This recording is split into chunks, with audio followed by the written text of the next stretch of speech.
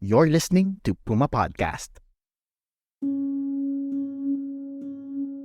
In the past, many activists and human rights defenders have asked for writs of amparo, but have not been granted the writ. No, in fact, some activists, while their petitions were being heard, namatay, binatay basically. And so this is a big deal because for the first time, the court, the highest court, has recognized that there is a connection between physical security and red tagging. Hello, ako po si Robbie Alampay, Puma Podcast, and in this episode, we're talking about a Supreme Court decision that has human rights advocates in the Philippines feeling quite validated and empowered.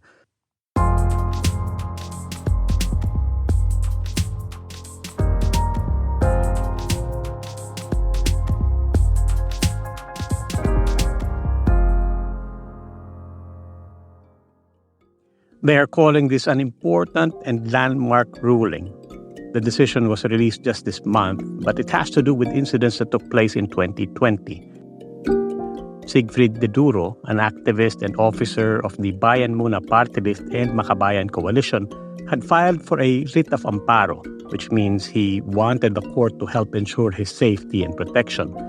He said his life was in danger ever since he was allegedly red-tagged by the military and two civilian organizations. Public pronouncements and posters said he was a high-ranking member of the CPP-NPA. De Duro's petition for a protection order, a writ of amparo, was initially dismissed by the Iloilo Regional Trial Court. The Supreme Court decision reverses that and orders the RTC to go ahead and hear out De Duro. I spoke with one of our friends and legal experts, the host of his own podcast with Puma Podcast called TED Talks. Okay, we're speaking here with Attorney Ted Te of TED Talks. Isa po nating partner sa Puma Podcast. And he is still a professor at the UP College of Law and former spokesperson also for the Supreme Court. Welcome, Ted. Thank you, Robbie. Sige. Why is this such a big deal? Because for the first time, essentially, the Supreme Court has recognized the practice of red tagging and has declared that it actually violates the right to life, liberty, and security, and that it can actually become the basis for the writ of amparo, which is a writ of protection. In the past, many activists and human rights defenders have asked for writs of amparo, but have not been granted the writ. In fact, some activists, while their petitions were being heard, namatay, binatay basically.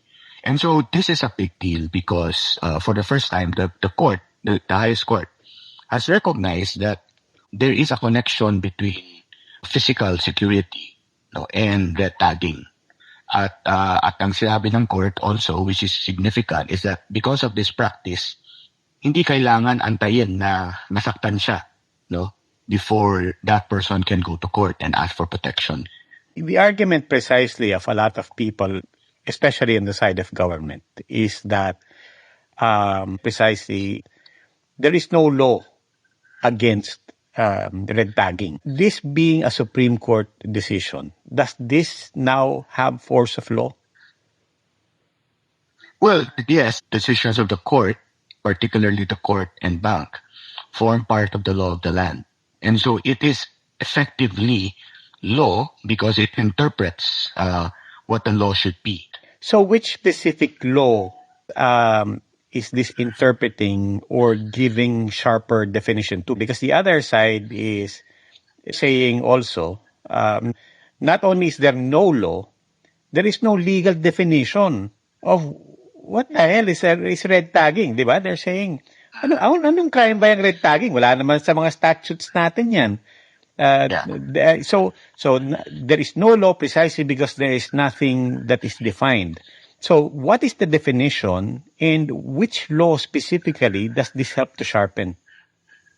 The court also interprets the Constitution, and the Constitution contains a Bill of Rights.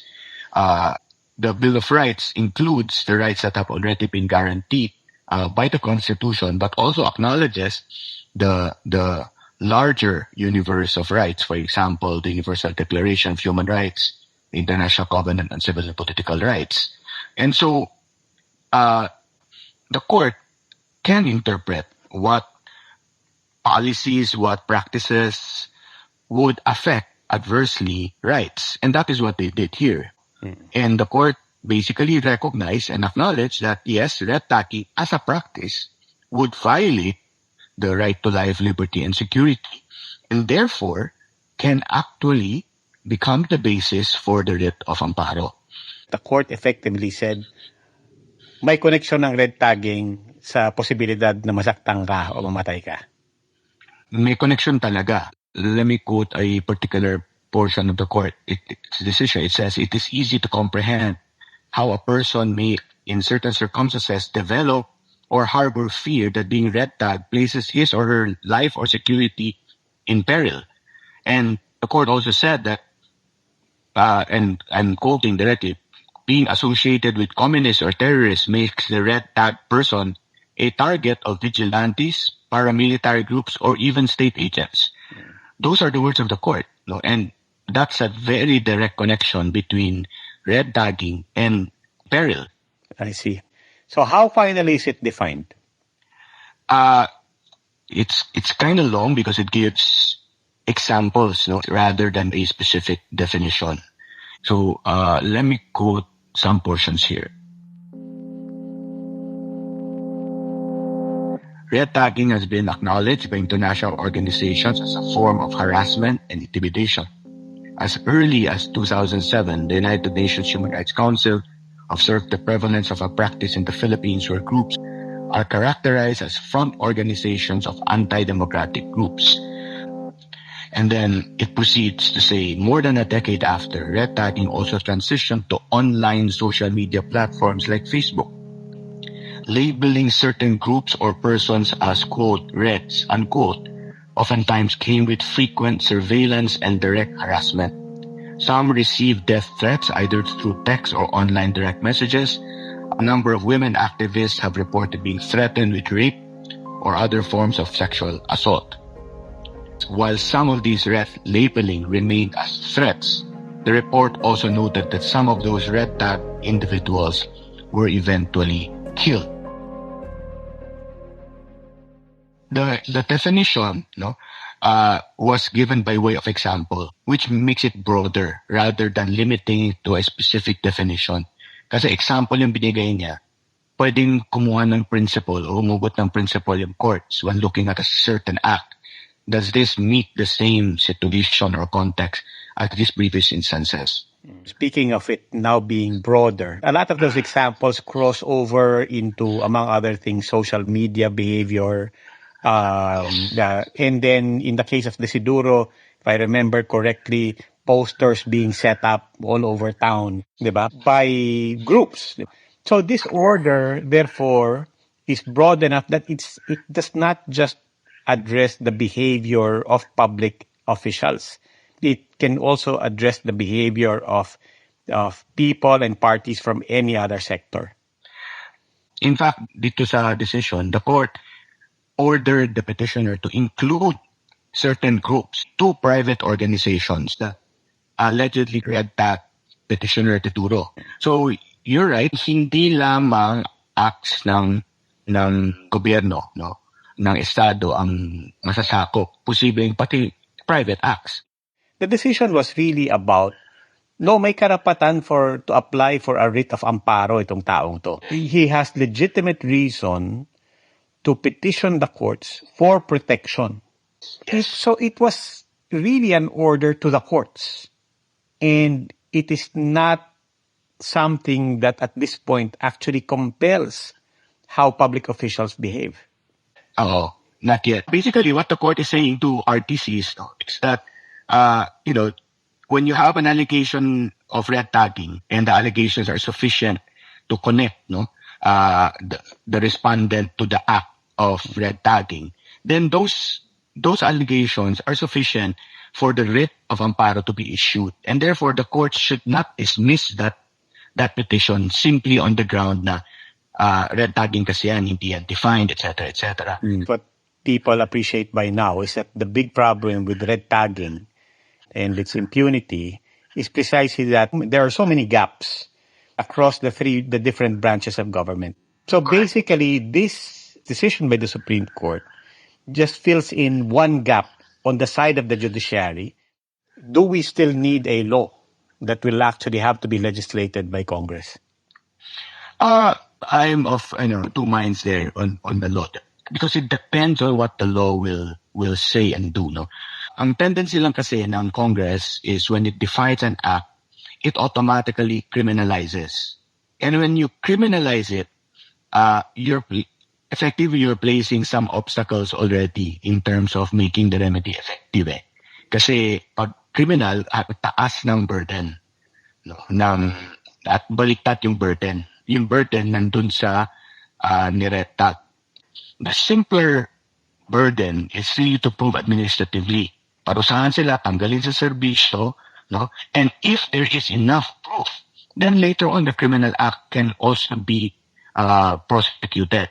Pag unang ginawang criminal kaagad, it actually places the red tag person or persons in a worse situation, because now their only remedy is to prove it in a court, in a criminal case. And it's a very high and a very difficult burden to prove. I get the point and the warning about unintended consequences, especially if we're dealing with the branch of the legislature. I guess that's also why there's something really compelling with the Supreme Court decision here, because correct me if I'm wrong, it also puts into play guidance to the executive. So kahit hindi pa natin antayin niya sa legislature, there is enough to go on here. There really is. In fact, many groups, including FLAG, for example, have called precisely on the executive branch, no, and the civil service na itigil na yung red tagging and to do what is necessary.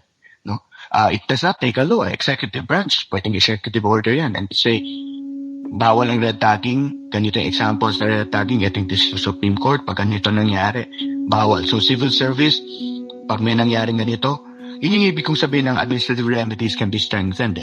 Kasi mas mabilis, mas madali.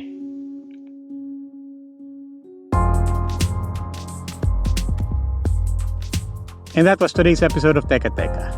If you like the work we're producing here, pakishare naman sa mga kaibigan nyo who you think might appreciate Teka Teka as well. Malaking tulong na po yan. Muli, ako po si Robbie Alampay, Puma Podcast. Follow Teka Teka and Puma Podcast on Spotify, Apple Podcast, or kung saan man kayo Puma Podcast. Maraming salamat po.